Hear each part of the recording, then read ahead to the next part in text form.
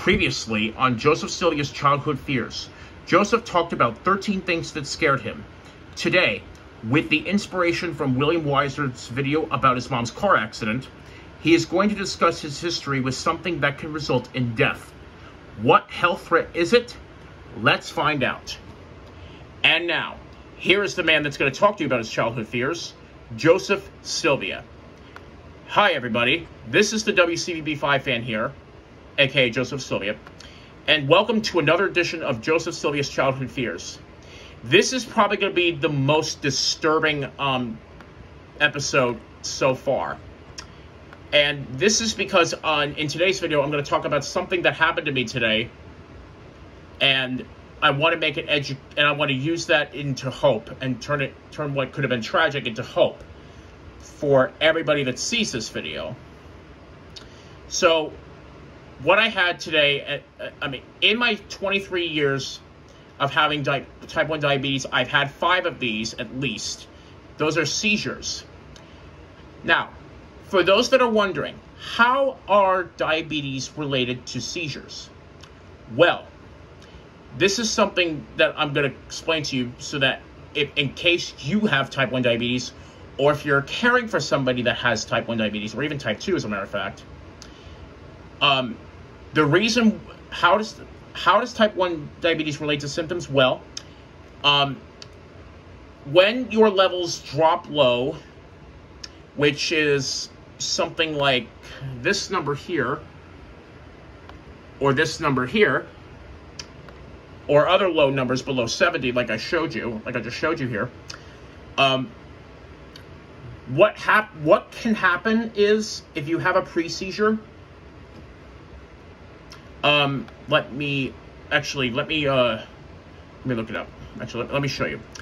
These I'm going to show you are some things that can trigger it. I'm going to go through some key things that actually did happen. A head injury,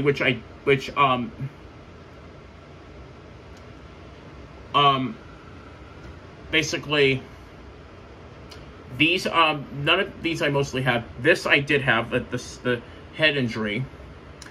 Drug or alcohol intoxication, I did not have. I am very, very careful with that. Fever, I did not have. Okay. I mean, yes, these are all 8 things I can have, but fever, I did not have. Tumor,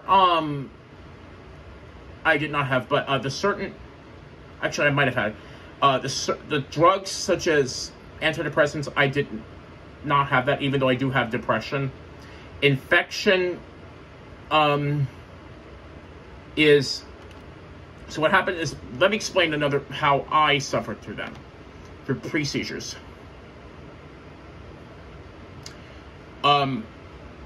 Basically, what happens is if you have a pre-seizure, that's an alert to have a seizure.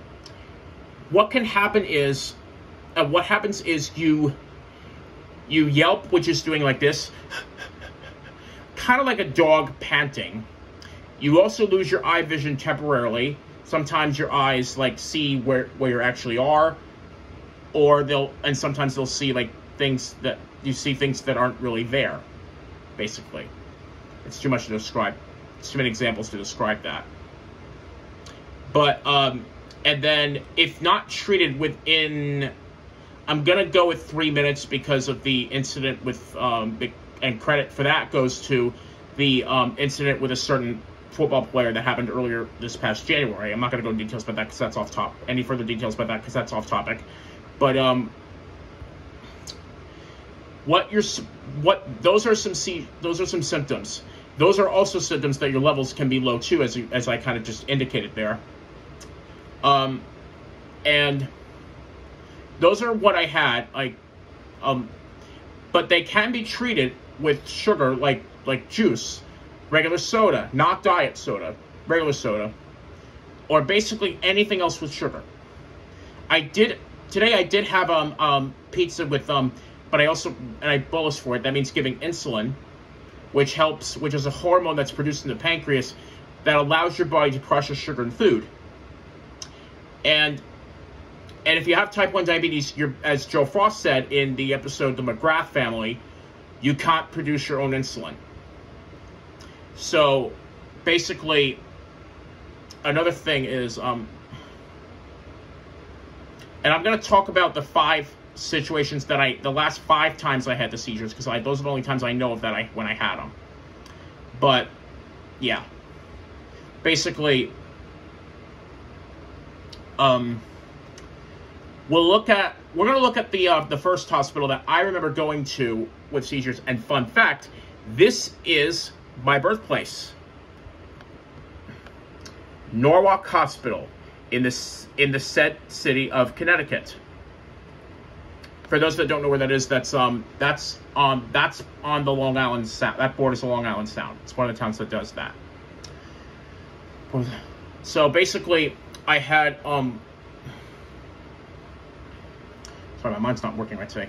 So basically, what happens is when you have a seizure and you pass out, typically you could bite your tongue, and that would be very, very, very small, very painful. And when that happened, the last 2 times I had that, I actually had to switch my accent to British temporarily. Because if you speak in a British accent, you actually don't use your tongue as much compared to when you use an American accent. Now, listen to me. Anybody that makes fun of me doing that will be blocked without notice, because that is something that I did to allow my tongue to heal. It's still in recovery at the time of this recording, just so you guys know. But other things that happened, like including today, I had trouble walking a little bit. No, I was not on a wheelchair. No, I did not need a walker. And no, I was not in a cane or crutches. It's just that my bones on my legs and my arms were weakened a little bit, and they're still in pain today. So like if I lift my arm up too high right now, it does cause a bit of pain. I can't lift my legs up very high, and that is a problem for me, because like sometimes if I have to lift my leg up high, I have to put my arm under it so I can to help it do so until my bones get stronger. So basically, if you see somebody like that has a pre-seizure, that loses their eye vision or basically yelps like I demonstrated what that's like earlier. You should give them sugar, and if they pass out, obviously, you know what to call. And then I was sent to a local hospital. I won't say which one for obvious reasons, but the staff there were pretty nice. My brother actually went with me, and because my parents were on a business trip at the time, and yeah. Also, another thing I forgot to mention, when you have a tongue injury and your tongue is bit so bad, it's better to use Advil. But when it comes to eating, use softer foods instead of harder foods. Like use soft foods like yogurts and maybe even French fries, and take small bites, not large bites. That'll help heal your tongue. And another thing, so yeah, and so I'm working on, and so yeah, so basically, this reminds me of the episode, obviously, diabetes, as Super Nanny Men showed in the episode, The Chapman Family, which was filmed in Wisconsin. Brittany Chapman, who was 17 years old, the oldest daughter of the family, fainted at the time because, for a different reason other than not diabetes related. But basically, I bring that up because it shows what can happen. Like that's if your body's like too much. Like basically, and I want to show you. Never mind. Actually,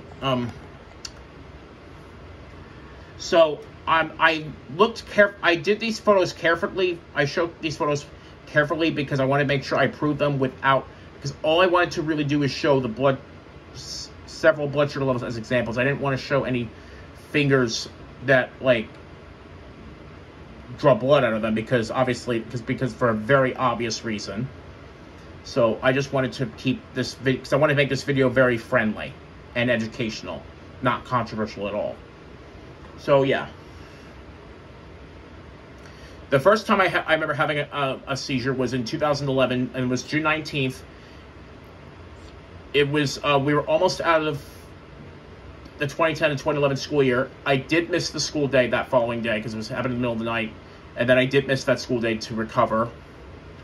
And I needed to, and then I had one again in, I believe, August, or maybe it was July of 2011. I can't remember the date specifically.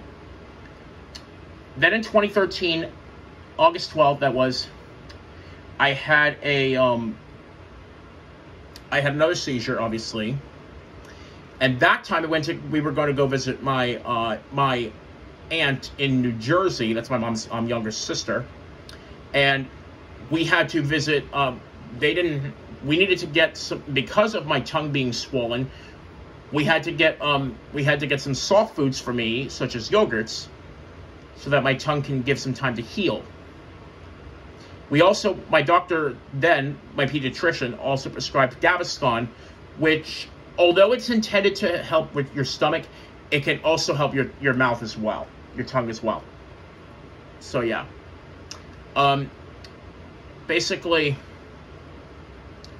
and then, so yeah, that happened. And then in November that year, in fact, 1 week, 10 years ago next Thursday, would have marked 10 years since that happened. I had another seizure, and then 4 days later, I still had to speak in a British accent because my tongue was still in healing. That actually got me to meeting a new friend that I'm actually still friends with today. It's not somebody on YouTube. It's an outside. It's a friend from outside YouTube that I was friends with at high school. So yeah, that I'm still friends with today, as a matter of fact. So I never had a seizure again until today, thanks to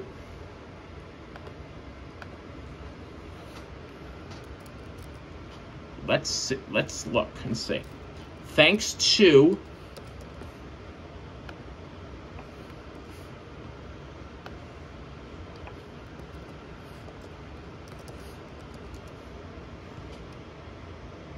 my computer's having some issues right now. Oh, it's very glitchy. The Dexcom. There you go. This is a normal number, but that's beside the point. The reason why is because you see these sensors here? Those sensors can help you track your levels more frequently as long as they're in range of your finger sticks. For those that want to know what finger stick meter I use, here you go. The One Touch Ultra Mini.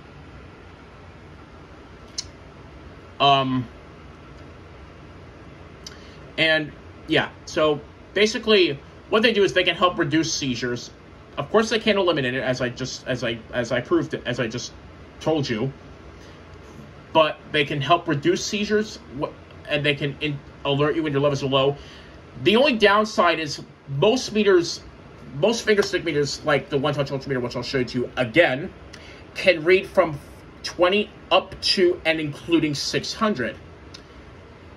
The Dexcoms, on the other hand, in fact, most sensors are like this, can read from 40 up to and including 400. If you're outside of that range on the Dexcom, you'll see high or low. Same with most finger stick meters, like the One Touch Ultra Mini. If you're outside the 20 through 600 range, which thankfully I have not seen that in a while, and hopefully that won't happen again to me. But will I make a promise for that? Absolutely not. So yeah. Anyway, so make sure that person that's okay, that is low, that has a seizure, make sure that person's okay. In fact, and I'll close by telling you one other fact. My diabetes is the reason why my cousin, that's my mom's sister's daughter, is a nurse herself. So yeah, I just wanted to bring that up because it also relates to my diabetes too. I just thought I'd bring that up to end it on a good note. So yeah, so thank you. So this is thank you for watching this episode of Joseph Sylvia's Childhood Fears. And until next time, don't get scared.